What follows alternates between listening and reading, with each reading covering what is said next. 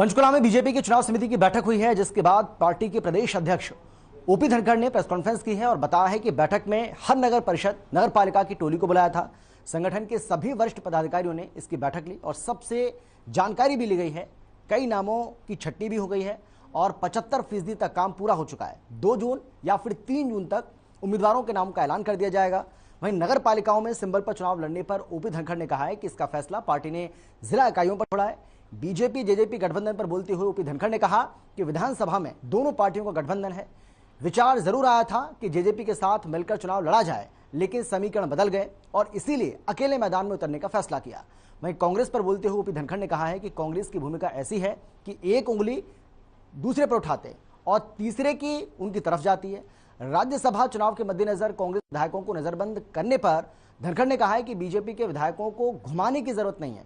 हमारे विधायक शेर की तरह घूम रहे हैं।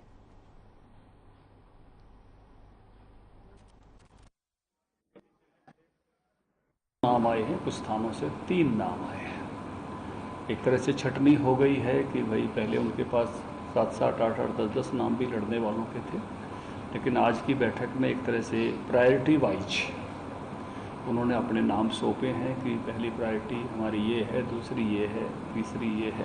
तो मैं कहूँगा कि हमारा 75% काम संपन्न हो गया है। अब समीकरण और बाकी चीज़ों को देखते हुए कल एक बार हम बैठेंगे। चुनाव समिति ने सारा दायित्व तो मुझे और मुख्यमंत्री जी को सौंप दिया है, तो कल हमारे प्रभारी जी भी आ रहे हैं, आदरणीय विनोद तावड़े जी, संगठन मंत्री जी, और हम बैठेंगे और इस पर आगे की एक्सरसाइज करके मुझे लगता है कि कल शाम या परसों सुबह, अगर देर तक काम चलता है तो परसों सुबह भी हो सकता है, तो ये जारी कर देंगे कि कौन कौन चुनाव कहाँ से लड़ने वाले हैं। भूमिका ऐसी है कि एक उंगली उठाती है तो उसके प्रति अपनी 3 होती हैं, ऐसे ही है। सर, कल से कांग्रेस अपने विधायकों को छुट्टियों पर लेके जा रही है, क्रॉस वोटिंग का डर है।